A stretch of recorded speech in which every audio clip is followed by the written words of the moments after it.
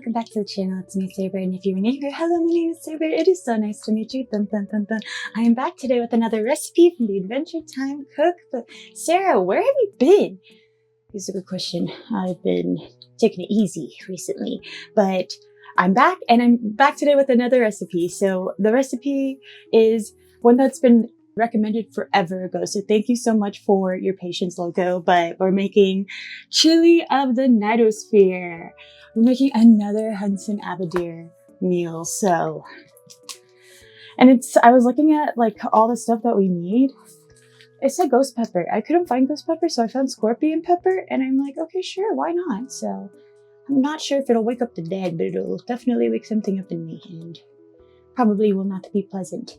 Hope you guys don't mind the glare on the glasses. I kind of prefer seeing with glasses on this. So if you guys have any tips on how to, do that, please let me know in the comments down below. I'm always down for tips and tricks and stuff. But anyway, this is what we're making today. We're making chili of the Nitosphere. We're gonna go ahead and read right up here. We do have a nice picture of him. No quote around here, it doesn't look like, but he's had enough. He's had enough cookbook time. All right. Oh, an ancient human cookbook. How quaint. I remember the humans, wild bunch, those ones. And I'll tell you, they never got wilder than they did with their chili. I won't go into the issue of Texas style versus rest of the world style. But I will tell you what makes a fine chili is, well, it's the chilies. Down in the Nitosphere, most of us have been undead for a really long time, so it takes some serious spice in our bowls to wake us up. I traveled far across the varied ghost worlds and finally found ghost chilies. Just the thing to kick up a bowl so a dead man can taste it. If you're alive, adjust the taste. Scorpion peppers. Like, look at that. Doesn't it smells kind of spicy, but like.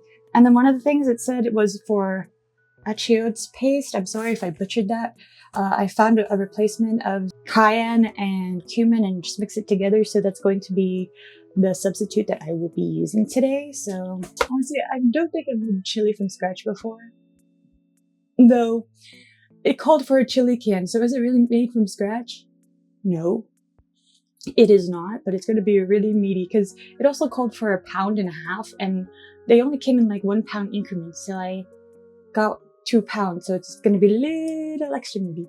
Though I'm hoping it's not going to be inedible, but I mean, even if it is, then I'll just figure out how to eat it all because I don't want to waste food. Yeah, I don't think it's going to be too bad. I think it's going to be pretty easy, low effort, and spicy, and that's ding ding ding. That's all 3 for me, baby. So yay! I really don't think it's going to be too bad today. It's going to be a good one to take it easy today and, you know, just make. And we'll see how spicy it is with the scorpion pepper. I'm kind of nervous on that one, so we'll see how it goes.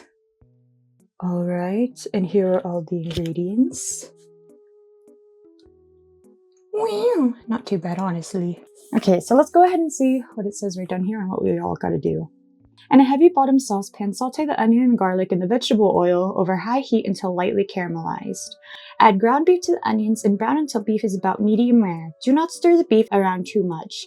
You want delicious large clumps of beef in the finished chili, not gritty bitty beef. Immediately add chili powder, achiote paste, kidney beans, chili sauce, and Worcestershire sauce to the pot. I don't think I said that right either. Cook on medium heat, stirring gently on occasion until chili is hot and beef has finished cooking through. Serve immediately while it's nice and hot. You know not to just leave chili around to get cold after you're done cooking it, right? Whatever, who knows who got their hands on this? Eat the chili warm, okay? Damn. Threats. It's literally so much. The pot was barely big enough. Oh my god. Oh, but here's the reveal. Alright, and here's the reveal. Wow. Okay, so it looks like that my mic did the weird thing again. I don't know if you can tell in some of the previous parts up to this point on the video where it is kind of weird. I tried to like not make it as annoying, but I'm gonna be so for real. It's still annoying, so I decided not to keep it or keep the original audio in the end again, just because it really is just me yapping the entire time, and then you'll just hear, you know, and I don't really want that, honestly. So I'll go ahead and give you a quick recap again, voiceover edition. The chili was super good. I tried it with Mr. Bear. I didn't taste the spice at first, and so I was like, it's spicy. Maybe the scorpion wasn't enough. And then eventually, it was like so spicy. I was so, I mean, it was good. I liked it. We've been eating it for dinner for the past few nights, so it's still spicy. Eat it with some rice. Kind of helps a little. But yeah, that's the video. I want to thank you guys so much for watching through this video and making it until the end. If there's anything that you guys want me to make from the Adventure Time cookbook, here are a list of options right here for you. Pause to read if you need. I did take a couple week break from the Adventure Time cookbook, but I'm back and I'm ready to do more.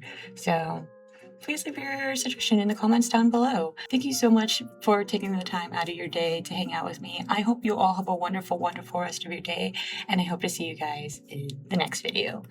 Or not, you're in charge of yourself. Okay, bye!